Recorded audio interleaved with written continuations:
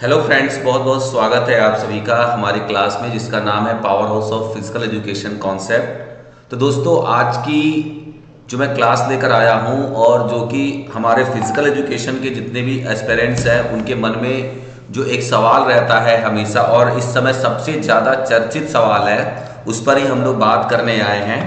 तो सबसे पहले मैं बता दूं आपको कि यूपीएलटी एग्ज़ाम हमारा जो कि प्री एग्ज़ाम था वो कंप्लीट हो चुका है, और उसी पर हम एक बड़ा अपडेट लेकर आए हैं क्योंकि आप लोगों के मन में बहुत सारे विचार हैं कि क्या जिस तरीके से कुछ पुराने और भी सब्जेक्ट के यूपीएलटी के रिजल्ट आए हैं और आप देख रहे हैं कि वहाँ पर कई सारी सीटें खाली रह गई हैं, जैसा कि यहाँ बोला जा रहा है कि क्यों जा रही हैं सीटें खाली। क्या आपके मन में भी ये सवाल है? तो आज इसी सवाल का जवाब देंगे हम लोग, और सभी विषयों की सीटें खाली क्यों जा रही हैं, उसके साथ साथ क्या शारीरिक शिक्षा की भी सीटें खाली जाएंगी कि नहीं जाएंगी, इसके बारे में हम बात करेंगे। और जानिए कि कब आ रहा है आपका प्री एग्जाम फिजिकल एजुकेशन का रिजल्ट, इसके बारे में भी हम बड़ा अपडेट आपको देने जा रहे हैं। और साथ ही साथ हम लोग जानेंगे कि आपके सभी सवालों का जो जवाब होगा वो आपको इसी क्लास में मिलेगा। तो आप बिल्कुल एकदम सही जगह पर आए हुए हैं। मैं अफवाहों की बात नहीं करता, मैं इधर उधर सुनी सुनाई बातें नहीं करता, मैं एक एक करके आपके इन 3 से 4 सवाल जो आपके मन में इस समय है, आपने परीक्षा एग्जाम दे लिया है तो आप एलटी में जाए ना जाए, बहुत सारे बच्चे एलटी के मेंस की तैयारी अभी स्टार्ट भी नहीं किए हैं, तो ये मैं बता दूं कि बहुत दिक्कत होने वाली है, क्योंकि ऑब्जेक्टिव और सब्जेक्टिव टाइम टेकन ज्यादा होता है, बिकॉज कि उसमें थ्योरी आपको पढ़ने होते हैं, ठीक है। ऑब्जेक्टिव बहुत ही थोड़ा सा शॉर्टकट में भी आप कर सकते हैं, बट आप सब्जेक्टिव नहीं कर सकते हैं। तो जिन लोगों ने अभी स्टार्ट नहीं किया है, मैं उनको खुशखबरी देने वाला हूं कि तैयारी स्टार्ट कर दीजिए, बहुत ही जल्द रिजल्ट देखने को मिलेगा। आइए, तो सबसे पहला हम आपको एक समीकरण ये बताएंगे कि क्यों जा रहा है या क्यों जा रही है सभी विषयों की सीटें खाली। इसका जवाब का आप देखते हैं। तो सबसे पहले मैं सौरभ केसरी, आप सभी जानते हैं। इसके बाद हम लोग स्टार्ट करेंगे।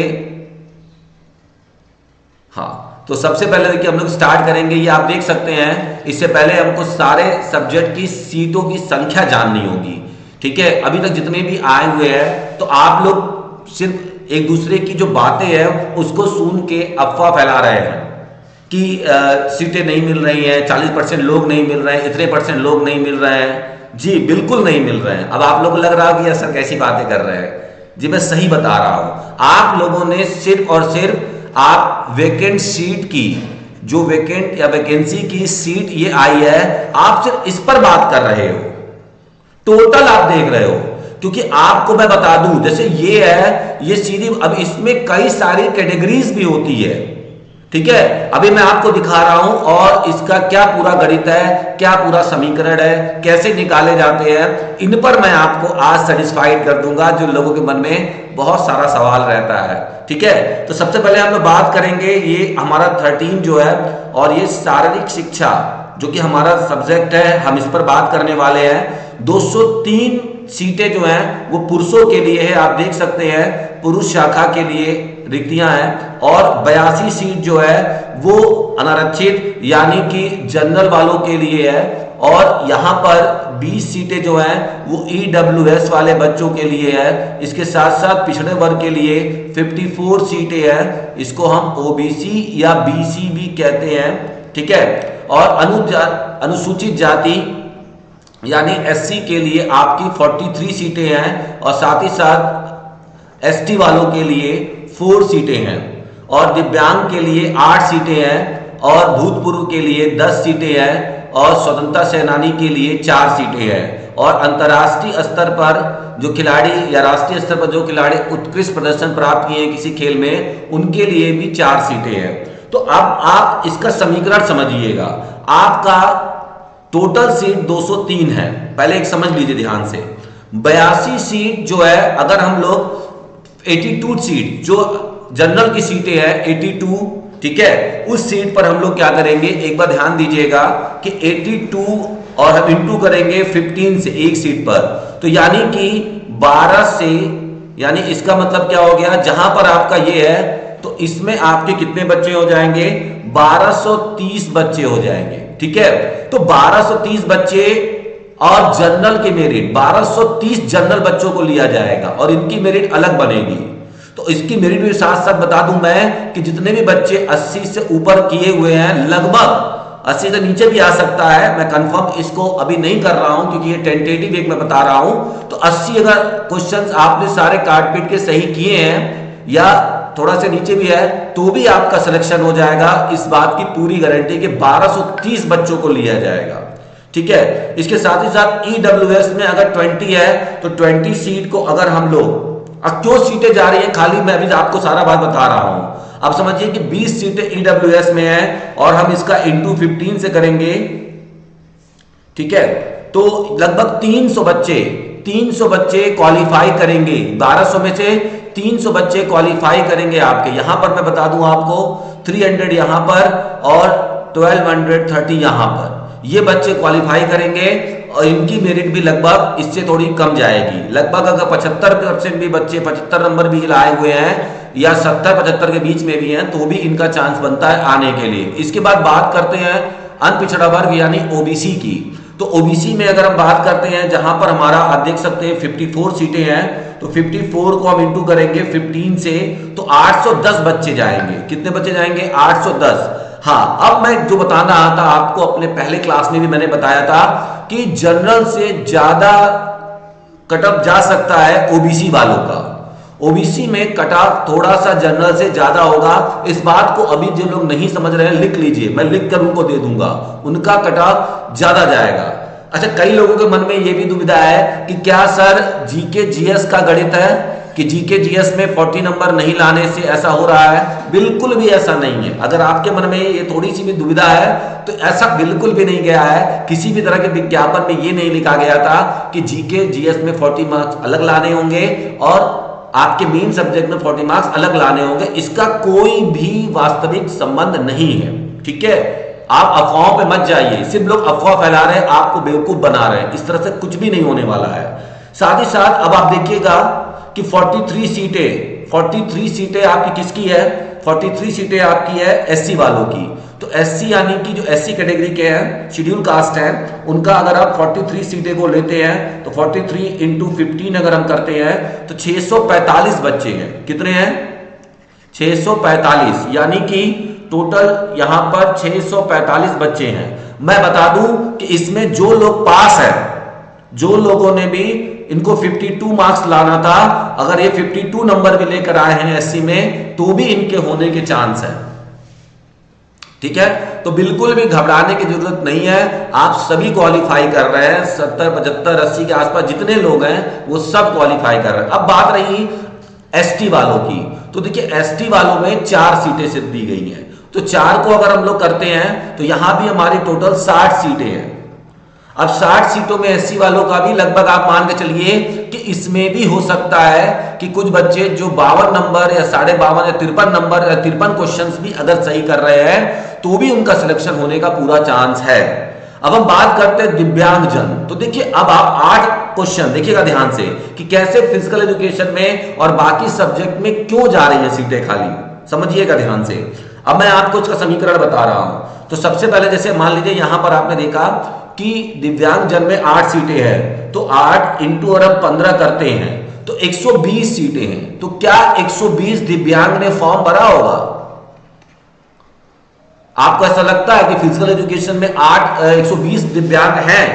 नहीं है, तो ये सीटें खाली जाएंगी। और जब आप देखेंगे तो निश्चित तौर अभी और भी कैटेगरीज है, आप अभी मेन देख रहे हैं, इसके अलावा भी कई सारे कैटेगरीज और पार्ट वाइज हैं। मैं आपको सारा चीजें एकदम क्लियर कर दूंगा आज।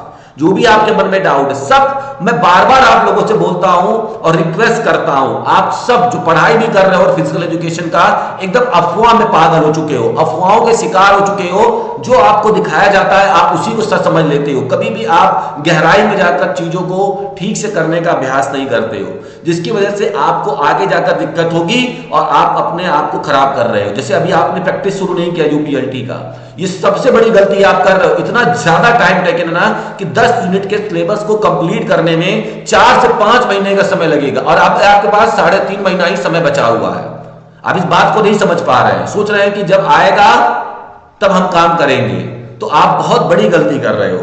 इसके बाद देखिए यहां पर भूतपूर्व सैनिक के लिए 10 सीटें हैं। तो आपको लगता है कि 250 बच्चे होंगे भूतपूर्व सैनिक जिन्होंने फॉर्म डाला होगा? 250 बच्चे, 250 भूतपूर्व बच्चे होंगे? नहीं होंगे।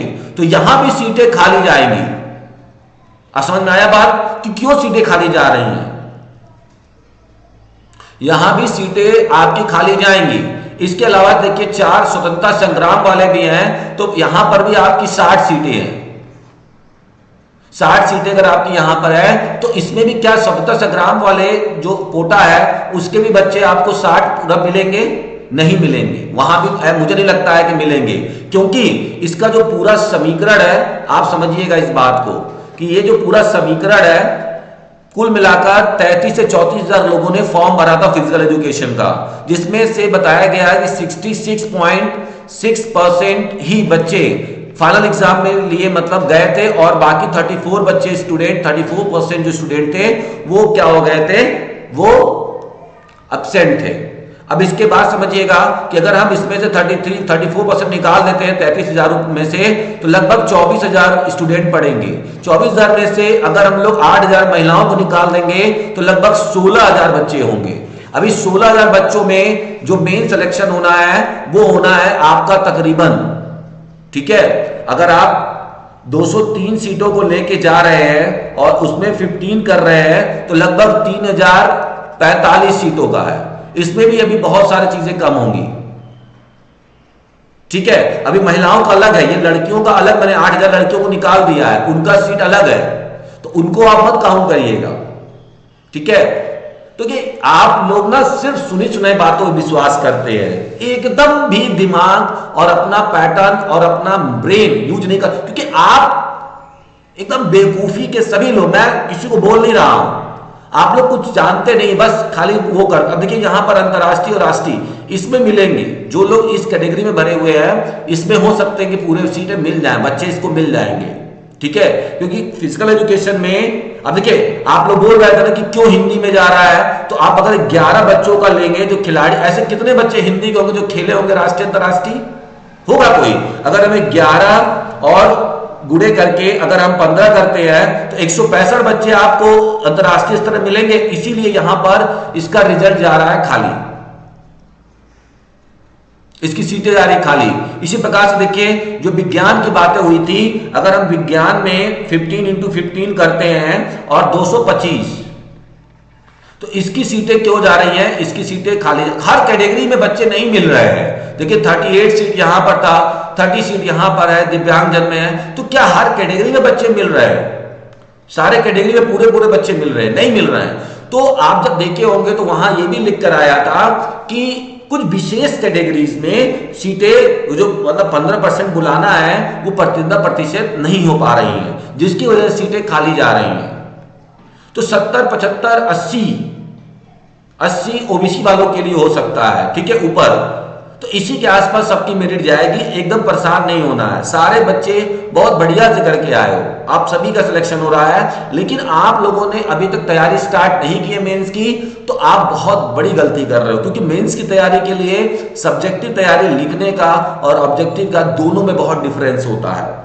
चलिए आगे कुछ और चीजें आपको बताता हूं और ज्यादा क्लियर करता हूं। ये बात तो मुझे लगता है कि आप लोगों को क्लियर हो गई होंगी कि क्यों जा रही है। ऊपर देखिए पुरुष शाखा में ही दिव्यांग जन की रिक्तियों का भी उप श्रेणीवार आवंटन का विवरण है। देखिए दिव्यांग जन में जो सीटें थी आपकी 8, ठीक है, उसमें भी उसके अकॉर्डिंग, जैसे उसमें अगर हैंडीकैप है, फिजिकली हैंडीकैप है, आपका ब्लाइंड वाला है, तो किस तरह का ब्लाइंड है, कितना % ब्लाइंड है, उसके हिसाब से भी सीटें अलग अलग हो जाती हैं, डिस्ट्रीब्यूट हो जाती हैं। आप ऊपर देखिए यहां पे टोटल 8 बोला था दिव्यांगजन में, तो 8 सीटें यहां पर आया। तो क्या इन सब में बच्चे उसको मिलेंगे? नहीं मिलेंगे। यही सब सीटें थोड़ी सी खाली जा रही हैं और फिजिकल एजुकेशन में निश्चित खाली जाएंगी सीटें भी, ठीक है। लेकिन हां, आपने अगर पूरा किया हुआ है 60% का रेशियो अगर आपने किया हुआ है तो आपका चांस पूरे तरीके से बनता है। ओबीसी में थोड़ा सा डाउट है 60% से ऊपर वालों का, मतलब नीचे वालों का, मतलब मान लीजिएगा ओबीसी में, और थोड़ा सा जनरल में थोड़ा सा, बहुत ज्यादा नहीं, 10% बच्चे जो ऐसे होंगे।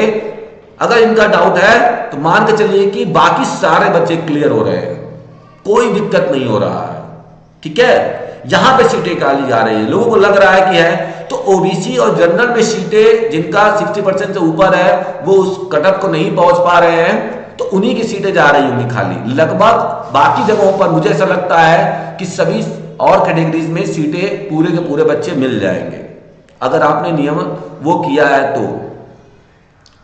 ठीक है, आगे देखते हैं, क्योंकि देखिए इसने क्या बोला है, हमारे आयोग ने बोला था कि 35% हमको नंबर लाना है। ऐसा नहीं बोला था कि दिव्यांगजन होगा तो नहीं होगा, और अगर भूतपूर्व सैनिक होगा तो नहीं होगा, ऐसा तो उसके लिए तो मेरिट गिराया नहीं है कि भूतपूर्व सैनिक का मेरिट अलग बनेगा। लेकिन पासिंग मार्क्स तो चाहे वो भूतपूर्व सैनिक जनरल हो, चाहे वो भूतपूर्व सैनिक ओबीसी हो, ठीक है, तो उसको 40% मार्क्स तो लाना ही पड़ेगा, लाना पड़ेगा नहीं लाना पड़ेगा।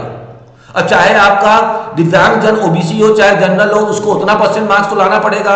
जी हां, बिल्कुल यही चीज हो रही है, जिसकी वजह से आपकी सीटें सारे सब्जेक्ट में भी खाली जा रही हैं, और लोग एकदम परेशान हो चुके हैं कि क्यों ऐसा हो रहा है।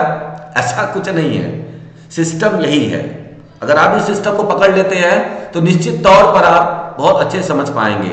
उसी तरह मैं बात करता हूं फीमेल की, तो फीमेल में टोटल 55 सीट्स हैं, और जिसमें से 22 जनरल की सीटें हैं। 22 अगर जनरल को मैं देखूं तो इसमें से मैं अगर एक निकालता हूं, और लगभग 825 टोटल अगर देखा जाए तो 825 फीमेल कैटेगरी को रखा जाएगा, फीमेल्स को रखा जाएगा, तो मतलब वो किया जाएगा सेलेक्ट, टोटल 825 महिलाओं को। और सबसे बड़ा रिजल्ट होगा ये फिजिकल एजुकेशन का। बस हाँ, कुछ जगहों पर जैसे भूतपूर्व सैनिक में, स्वतंत्रता संग्राम में, दिव्यांगजन में, अनुसूचित जाति में, यहां पर भी बच्चे मिलेंगे, इस कैटेगरी तक बच्चे मिलते हैं। इसके बाद मुश्किल है कि बच्चे मिले, इस 3 कैटेगरी में सीटें खाली जाएंगी फिजिकल में भी।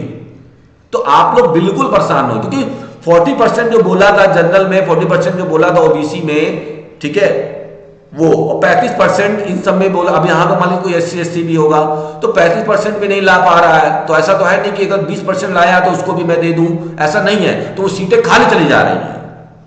आई होप कि आप लोगों ने मेरी बात समझी होगी। अब देखिए यहां पर अगर हम 22 को करें, 22 इंटू 15 अगर हम यहां पे कर रहे हैं तो 330 महिलाओं का होगा जनरल में 5। ईडब्ल्यूएस हमारा जो 50 है, सॉरी 5 है, तो 5 इंटू 15 अगर हम करते हैं तो 75 फीमेल्स को लिया जाएगा ईडब्ल्यूएस से, और 15 अगर हम ओबीसी की महिलाओं को देखें तो यहां पर आपका 15 इंटू 15 है, सॉरी 15 इंटू 15 को हम अगर देखते हैं तो 225 महिलाएं यहां पर ओबीसी में जाएंगी। ठीक है, अनुसूचित जाति में 12 है, तो यहां पर भी सीटें खाली रहेंगे। जो महिला एससी है उनको तो बहुत अच्छा है, अगर आपने 53-54 नंबर भी कर लिया है तो मुझे ऐसा लगता है कि आपका सिलेक्शन हो जाना चाहिए।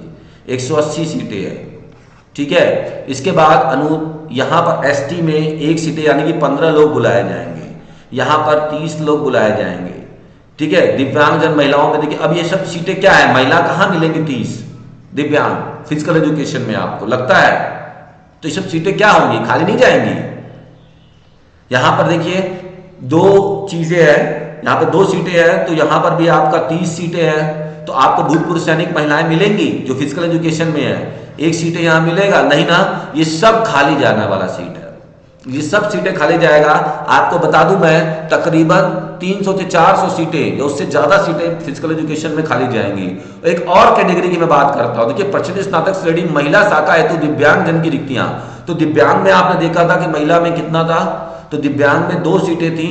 उन 2 सीटों का शारीरिक शिक्षा में किस तरह से किन में दिया गया, सब में नहीं दिया गया है, कुछ कैटेगरीज में दिया गया है। अब यहां पर हम देख लेते हैं, अब देखिए यहां भी अलग प्रकार का है कि प्रशिक्षित स्नातक अध्यापक एलटी ग्रेड विशिष्ट अध्यापक स्पर्श दृष्टिबाधित विद्यालय, तो कुछ उसमें ऐसे स्कूल है, ठीक है, कुछ ऐसे स्कूल है जहां पर स्पर्श और दृष्टिबाधित बच्चे पढ़ते हैं। उन स्कूलों के लिए भी जो दिया गया था, तो 5 वहां पर टोटल वैकेंसी थी, 2 यहां पर अनारक्षित किया गया है। 2 अनारक्षित के लिए जो सीटें थी वो वहां पर उनका कट जाएगा, तो 2 में से यानी 30 सीट यहां भी जाएगा, 1 यहां पे यानी 15 सीट यहां जाएगा, तो आप लोगों को ये भी समझना है, सिर्फ आप लोग अफवाह में घूम रहे हैं, एक से एक महारथी पढ़ा रहे हैं लोग, कुछ नहीं जानकारी। देखिए सीधी सी बात है, ठीक है। आप देख सकते हैं यहां पर, आप देखिए ये क्या लिखा है, प्रसिद्ध स्नातक अध्यापक LT ग्रेड विशिष्ट अध्यापक संकेत मूक बाधिर। अब देखिए मूक बाधिर वाले में जो है गूंगे लोग हैं, उसमें भी देखिए यहां पर 2 सीटें यहां पर दिया हुआ है, तो 30 बच्चों की सीट यहां पर, क्या वैसे बच्चे मिलेंगे उनको? यहां पर आप देख सकते हैं प्रयास शारीरिक रूप से अच्छा मतलब वही हैंडीकैप, फिजिकल हैंडीकैप के भी 2 सीटें, यानी कि 30 सीटें यहां पर है। तो ये सब सीटें क्या होगा? ये सब सीटें तो खाली ही जाएगा ना भाई। और आप लोगों के मन में बहुत ज्यादा दिक्कत हो रही थी। अब हमारा जो अगला सवाल आता है, हम अगले सवाल की तरफ चलते हैं, जो सबसे ज्यादा यहां पर लोगों के मन में है कि क्या सीटें खाली रह जाएंगी। तो मेरे हिसाब से आप लोगों को दोनों का उत्तर मेरे इस चीजों से मिल गया होगा। तीसरी बात कि कब आएगा प्री का, कब आ रहा है प्री का परिणाम। तो मुझे पता है कि आप लोगों के मन में बहुत ज्यादा हलचल होगा, बहुत डरे होंगे आप लोग। तो डरने से काम नहीं होगा। मैंने आपको बता दिया कि जो लोग भी खाली ओबीसी में ज्यादा लड़ाई थोड़ी सी देखने को मिल सकती है कि 70 क्वेश्चन के आसपास करने पर शायद सिलेक्शन उनका ना हो, लेकिन 70 के ऊपर के जो जा रहे हैं लगभग सिलेक्शन मान के चलिए कि हो जाने के चांसेस हैं, ठीक है जानी। तो ये इस चीज को आप ध्यान रखेंगे, ठीक है। तो प्री का जो परिणाम है वो आपको मैं बता दूं, खुशखबरी बता देता हूं, मुझे बिग अपडेट मिल चुका है। और ये जो आपका है प्री का, जी प्री का जो है वो आपको इसी महीने होली से पहले आपको खुशखबरी मिल जाएगी। हो सकता है और 2 दिन में मिल जाए आपको, 3 दिन में मिल जाए आपको, लेकिन आयोग की तरफ से एक नोटिफिकेशन आया है, जिसमें नोटिफिकेशन नहीं आया मतलब एक हम लोगों के हैं, तो वो पता चला है कि होली से पहले फिजिकल एजुकेशन के जो रिजल्ट है वो लगभग आने के चांस बन रहे हैं, ठीक है।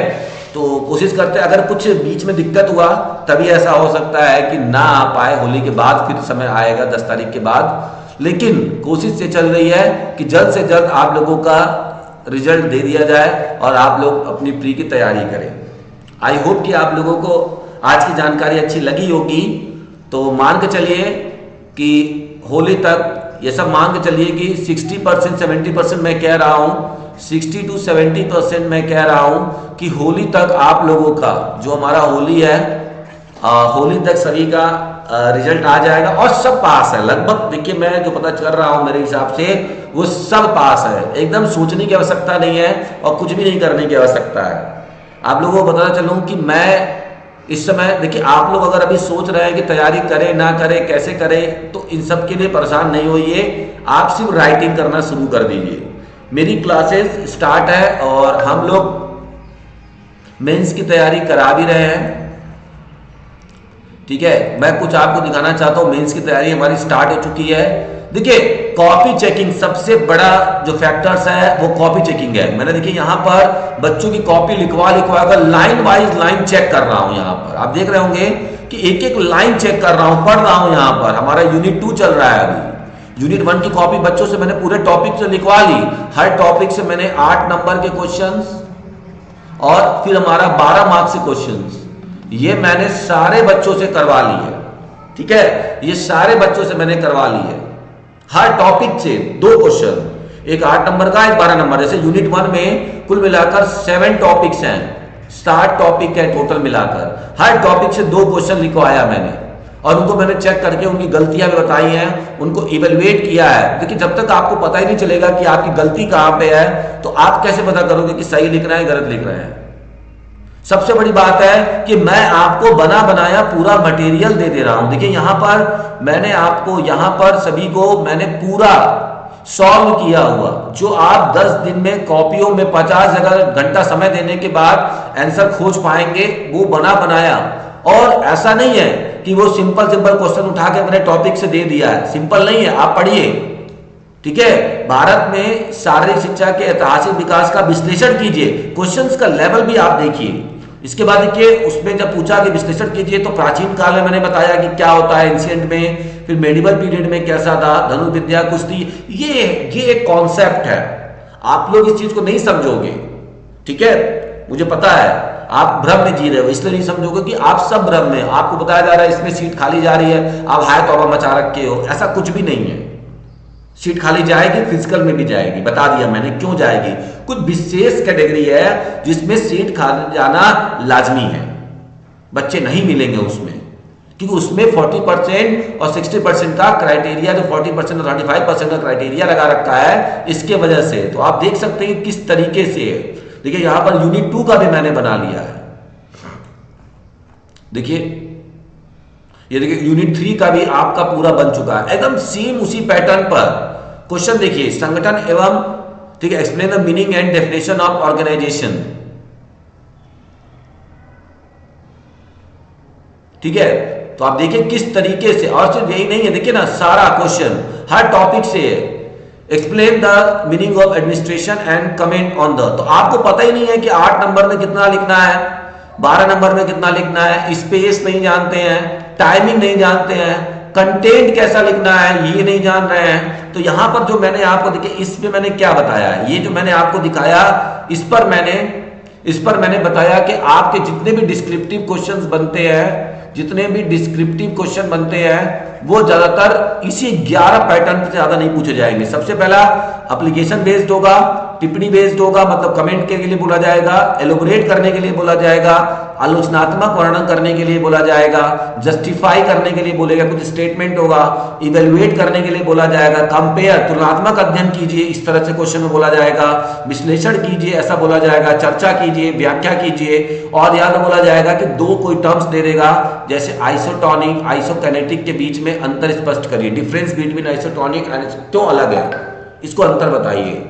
ठीक है, और इस तरह से पूछेगा आपसे कि शॉर्ट टर्म और लॉन्ग टर्म इंश्योरेंस में क्या डिफरेंस होता है, तो डिफरेंस भी पूछ सकता है आपसे, और इनके जवाब कैसे देने हैं इस पर भी मैंने अपने जो भी हमारे साथी हैं मैंने सबको एक वीडियो बना के बताया है कि हमें कैसे जवाब देना है। आपको अगर नहीं विश्वास था उनसे पूछ लीजिए, मैं आपको दिखा भी सकता हूं कि किस तरीके से हमने एक एक चीज बताया है। आप यहां पे देख सकते हैं, हालांकि बहुत लंबी वीडियो नहीं करूंगा मैं, क्योंकि आप लोग कहेंगे कि सर बहुत लंबी वीडियो ले गए हैं, लेकिन मैं बस आप लोगों को सही चीज ये बताना चाहता हूं कि आपको पता होना चाहिए। देखिए यही मैं बता रहा हूं आपको, देखिए मैंने यूपी में बताया कि अगर प्रयोगात्मक क्वेश्चन आ रहा है तो आपको किस प्रकार के क्या देखना चाहता है, परीक्षक क्या देखना चाहता है, सिद्धांत को वास्तविक जीवन से जोड़ा जाए, जब भी एप्लीकेशनल क्वेश्चन बेस्ड पूछा जाए। अब एप्लीकेशनल बेस्ड क्वेश्चन होता क्या है तो ये भी मैंने बताया है। देखिए मेरे इसमें मैंने अपने बच्चों को ये भी बताया है, जो भी मुझसे जहां पे गाइड ले रहे हैं तो उनको मैंने बताया, देखिए यहां पर डिस्कस टाइप क्वेश्चंस है,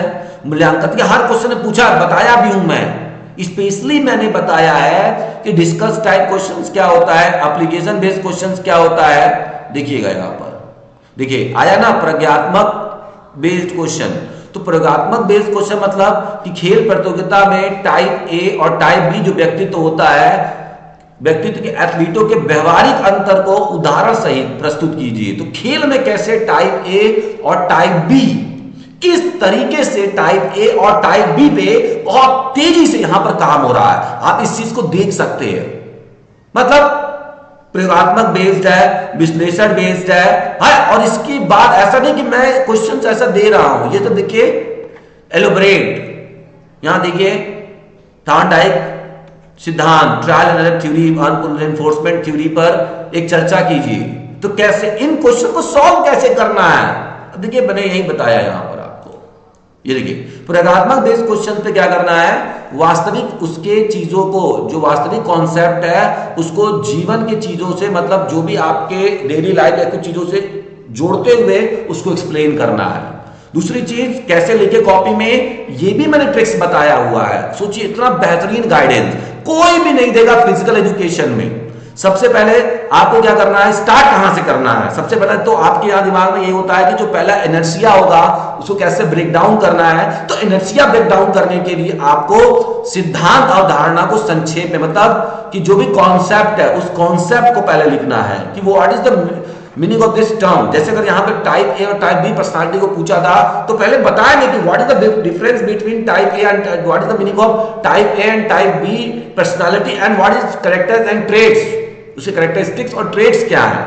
इसके साथ ही साथ फिर उनके एग्जाम्पल देना है और फिर हमको उनके खेल में कैसे एग्जाम्पल देते हुए जोड़ना है, तो सारा चीज मिलेगा। और सिर्फ वही नहीं है, जब भी कमेंट टाइप का लिखने के लिए आंसर आएगा तो इसमें क्या करना है, संचित और मुख्य बिंदुओं पर फोकस करते हुए लिखना है, बैलेंस्ड अप्रोच अपनाना है, विषय के पक्ष और विपक्ष दोनों में लिखना है। जब भी कमेंट टिप्पणी बोलेगा तो उसमें हमको दोनों बताना है, इंपॉर्टेंस भी थोड़ी बहुत वो भी है ना, और क्रिटिकल पॉइंट्स। अच्छा एक चीज और बता दूं आपसे कि इतना ज्यादा आप नहीं लिखना है, अगर ये 12 नंबर में आता है तब ई वाला पॉइंट इंक्लूड करेंगे, और नहीं आता है तो ई वाला पॉइंट, अगर 12 नंबर में आया तो ई लेना है, और नहीं आता है तो ई को काट देना। मतलब योर कमेंट्स है जो निष्कर्ष वाला चैप्टर है, निष्कर्ष वाला आप लोग, मैं देख रहा हूं कि कुछ लोग चैट जीपीटी से, कुछ लोग यहां से निष्कर्ष लिखते चले जा रहे हैं। भाई मैं सच्चाई बता दूं आपसे कि वो निष्कर्ष अगर आप 8 नंबर के क्वेश्चंस में लिखते हो हर क्वेश्चंस के पीछे, तो वो बहुत ज्यादा वैलिड नहीं होगा, आप लोग गलत डायरेक्शन में जा रहे हो।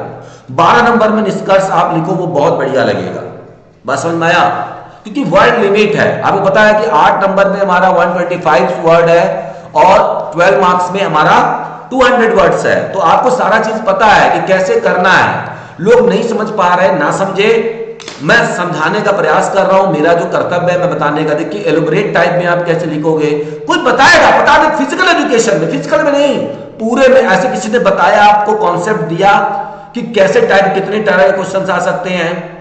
देखिए यहां पर मैंने आपको यहां पर बताया कि 11 प्रकार के क्वेश्चन डिस्क्रिप्टिव बेस पे आते हैं, ये मैंने एनालाइज किया। एनालाइज करने के बाद फिर मैंने इनको बताया कि कैसे हम इनको लिखने का क्या तरीका होना चाहिए, समरी कब देना है, बिंदुवार पॉइंट वाइज देना है। अब सारे में पॉइंट वाइज लिख रहे हो तो भी गलत है।